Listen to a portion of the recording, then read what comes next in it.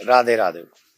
आज हम चर्चा करेंगे फागुन मास की कृष्ण पक्ष की विजया एकादशी के संदर्भ में। कृष्ण पक्ष की ये विजया एकादशी भगवान श्री कृष्ण से जब धर्मराज पूछते हैं कि इसका नाम क्या है, तो भगवान श्री कृष्ण कहते हैं जो फागुन मास में कृष्ण पक्ष में एकादशी आती है इसका नाम है विजया एकादशी। और जो भी मनुष्य विजया एकादशी का व्रत करते हैं इसका बहुत बड़ा महात्मा है, बहुत बड़ा। उस मनुष्य के जीवन के बहुत सारे पाप, अनंत अनंत पाप नष्ट हो जाते हैं। और इस एकादशी का जो सबसे बड़ा फल है वो यह है कि इसको करने वाले को विजय प्राप्त होती है। एक बार जो प्रश्न तुम हमसे कर रहे हो वही प्रश्न नारद जी ने ब्रह्मा जी से किया था, और ब्रह्मा जी ने इस एकादशी का महात्मा बताते हुए उन्हें बताया था, नारद तुमने जन कल्याण के लिए बड़ा अच्छा प्रश्न किया है। इस एकादशी व्रत का बहुत बड़ा महात्मा, ये उस समय की बात है, त्रेता युग में, जिस समय भगवान श्री राम अपने पिता के वचनों को मानकर 14 वर्ष के लिए वन को चले गए थे। लक्ष्मण जी, मां जानकी उनके संग गई थी, और उस कंडीशन में जब वो पंचवटी पहुंचे तो मां सीता का हरण हो गया था। सीता जी का हरण हो जाने के बाद में सीता जी की खोज करते हुए जब वो जटायु जी के पास पहुंचे तो उन्होंने सारा वृतांत तो बताया, और फिर जटायु जी अपने भगवान के धाम के लिए चले गए। सुग्रीव आदि से मित्रता हुई, हनुमान जी लंका गए, आदि आदि सारा क्रम हुआ, ये क्रम है उसमें। इसके बाद में वानरी सेना को लेकर भगवान श्री राम समुद्र के तट पर पहुंचे, और समुद्र के तट पर पहुंचने के बाद समुद्र को पार कैसे किया जाए, लंका पर विजय कैसे प्राप्त की जाए, ये उनके मन में तमाम प्रश्न आए। और जब ये तमाम प्रश्न आए तो उन्होंने लक्ष्मण से पूछा, लक्ष्मण समुद्र को पार हम कैसे करें? तब लक्ष्मण जी ने कहा, हे प्रभु, आप तो पुराण पुरुषोत्तम हैं, आप आदि पुरुष हैं, आप मुझसे पूछ रहे हैं, आप क्या नहीं जानते? आप सब जानते हैं। यहां से आधा योजन दूरी पर कुमारी द्वीप है, वहां बकदा लभ्य नाम के मुनि रहते हैं। उन्होंने अनेक ब्रह्मा, देखो कितनी बड़ी बात कह रहे हैं, उन्होंने अनेक ब्रह्माओं का दर्शन किया, मतलब इतने आयुवान हैं वो, उन्होंने अनेकों ब्रह्मा का दर्शन किया है। वो हैं बकदा लभ्य ऋषि। अगर हम सब चलकर उनसे प्रार्थना करें, उनसे पूछें, तो वो अवश्य हमें इस समस्या का समाधान बताएंगे। तो भगवान श्री राम, सुग्रीव जी, हनुमान जी आदि सभी वानरों को लेकर मुनि के पास में पहुंचे, और बगदालभ्य ऋषि से भगवान श्री राम ने अपनी समस्या को कहा। तो ऋषि ने उनसे कहा, हे राम, अगर तुम लंका पर विजय प्राप्त करना चाहते हो तो तुम्हें फागुन मास की कृष्ण पक्ष की विजया एकादशी का व्रत करना चाहिए। इस व्रत का विधान बड़ा सुंदर बताया। इस व्रत को दसवीं की रात्रि से ही प्रारंभ कर देना चाहिए, बहुत सुंदर बताया। कहा कि इस व्रत की विधि यह है कि दसवीं के दिन एक गधा अवश्य रखना चाहिए। गधा वो चाहे स्वर्ण का हो, चाहे चांदी का हो, अथवा तांबे का हो, और ये धातुओं का अगर ना भी बन सके तो ये कलश मिट्टी का भी हो सकता है। और मिट्टी का जब कलश हो उसके ऊपर ढका हो 5 आम्रपात्र उस पे रख दिए जाए, ऊपर 5 पल्लव रख दिए जाए, और नीचे सतनजा जो 7 प्रकार के अनाज हैं वो उस मटके के नीचे, घड़े के नीचे रख दिए जाएं। उसके बाद में जौ उस घड़े के ऊपर भी रख दिए जाएं, और फिर वहां पर एक स्वर्ण की मूर्ति नारायण भगवान की स्थापित उस घड़े के ऊपर करनी चाहिए।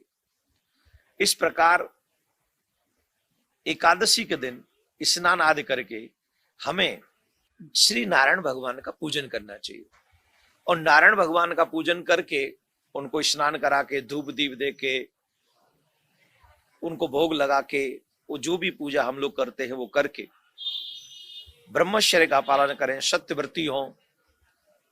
मैं एकादशी का विजय एकादशी का मैं व्रत कर रहा हूं, ऐसा संकल्प लेकर उस एकादशी को पूर्ण करे। और क्या करे? अधिक से अधिक समय उसी कलश के सामने बैठकर भगवान का भजन करे। रात्रि में भी उसी कलश के सामने बैठकर जागरण करे। सुबह उठकर स्नान करे, एकादशी व्रत का पारायण करे और उस कलश को और देव मूर्ति को किसी ब्राह्मण को दान दे दे।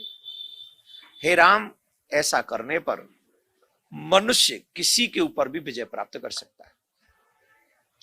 तुम्हें यह करना चाहिए। मुनि के कहने पर भगवान श्री राम ने, हनुमान जी ने, लक्ष्मण जी ने, सुग्रीव ने और अनेक सेनापतियों ने, जो वहां सेना के प्रमुख लोग थे, उन सब ने वो व्रत किया और परिणाम हम सब जानते हैं कि भगवान श्री राम की विजय हुई।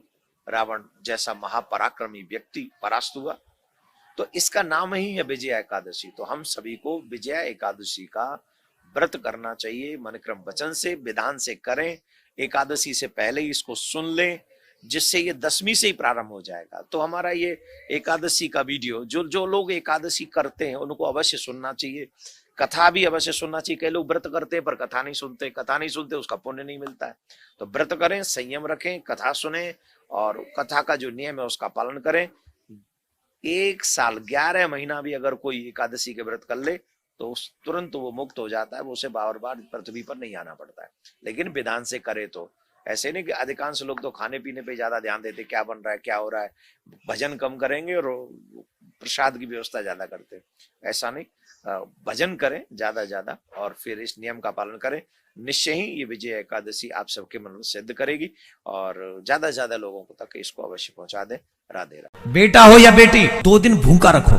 दोनों एकादशी के दिन उसे अन्न मत खाने दो। अरे महाराज, नोबेल पुरस्कार मिला है एक साइंटिस्ट को जिसने ये शोध किया है कि जो व्यक्ति महीने में 2 दिन व्रत रखता है, फास्ट करता है, उसे कभी कैंसर नहीं हो सकता। अरे सुनो, अभी नहीं बजेंगी ताली, क्योंकि तुमने सोचा को देसी साइंटिस्ट होगा। विदेशी साइंटिस्ट है वो, और उसे नोबेल पुरस्कार मिला है जिसने शोध किया है कि जो 2 दिन व्रत रखेगा, मतलब फास्ट, उसने फास्ट एकादशी नहीं कही, 2 दिन फास्ट, और वो भी उसने चंद्रमा और सूर्य का आंकलन किया कि इतने चंद्रमा जब इस स्थिति में हो और सूर्य जब इस स्थिति में हो, अगर उस 2 दिनों में व्यक्ति फास्ट करे उसे कभी कैंसर नहीं होगा। और संयोग से वो दोनों दिन एकादशी के पड़ते हैं। हमारे ऋषि मुनियों का विज्ञान है ये। आज के वैज्ञानिक तुम्हारी बीमारियों का इलाज का दवा बना रहे हैं और हमारे ऋषियों के विज्ञान ने ऐसी तैयारी की थी जिससे तुम बीमार ही ना पड़ो। करके देखो एकादशी का व्रत। और मुझे याद नहीं मैं कब से एकादशी का व्रत कर रहा हूं। ठाकुर जी की बड़ी कृपा है मेरे ऊपर, बड़ी कृपा है। और आप सबको प्रेरणा दे रहा हूं, अगर अपने बच्चों का हित चाहते हो तो महीने में 2 दिन उन्हें अन्न मत खिलाओ एकादशी के दिन। एकादशी का व्रत वैष्णवों के लिए बहुत महत्वपूर्ण है। एकादशी का व्रत जो भी मनुष्य करते हैं, नारायण स्वयं उसके ऊपर बड़ी शीघ्रतापूर्वक प्रसन्न होते हैं। एकादशी के व्रत के विषय में ये कहा जाता है कि जो मनुष्य एकादशी के व्रत साल के 11 भी व्रत अगर कर ले तो व्यक्ति कभी नरक में नहीं जाता, वो तर जाता है, वो मुक्त हो जाता है।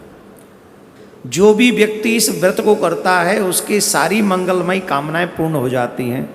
सुहागिनों के लिए एक विशेष बात यह है, जो सुहागिन इस व्रत को करती है, ये भी एक बहुत बड़ी समस्या हमारे समाज में प्रचारित की गई कि सुहागिन स्त्रियों को व्रत नहीं करना चाहिए एकादशी का।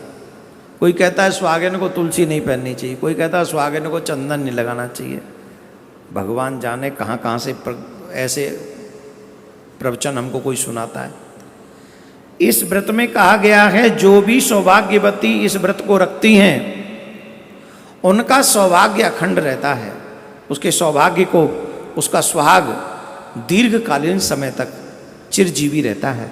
इसलिए सौभाग्यवती महिला को ये व्रत अवश्य करना चाहिए। एक और विशेष बात इस व्रत के विषय में हम कह दें और फिर अपनी वाणी को विराम देंगे, और वो विशेष बात यह है, जिन माता बहनों के, भाइयों के बच्चे जिनकी बात न मानते हो, बुरी आदतों से परेशान है अपने बच्चों की, उन माता बहनों को, उन भाइयों को कामदा एकादशी व्रत करते हुए पूजन करते समय भगवान से प्रार्थना करनी चाहिए, जो भी आपकी बच्ची की शिकायत है वो भगवान के चरणों में प्रकट करनी चाहिए। तो अगर आप ऐसी प्रार्थना भगवान से करेंगे तो जिन बच्चों में बुरी आदत है वो धीरे धीरे करके उन बुरी आदतों को त्याग देंगे और वो वैसे ही करने लगेंगे जैसा आप चाहते हैं। भगवान अपने इष्ट की पूजा करें, संयम रखें, झूठ न बोलें इस दिन, ध्यान रखें, झूठ न बोलें, क्रोध न करें, ब्रह्मचर्य का पालन करें। सुबह सूर्य उदय होने से पहले आप उठ जाएं, दोपहर में आप विश्राम न करें, अन्न ग्रहण न करें, चावल बिल्कुल भी ग्रहण न करें, और क्या नहीं करें, बस इतना ही कर लेना, इतने में मिल जाएगा फल एकादशी का। आप भी सुने, औरों को भी सुनाएं। आप सबका मंगलमय, भगवान आपका मंगल करे। राधे राधे।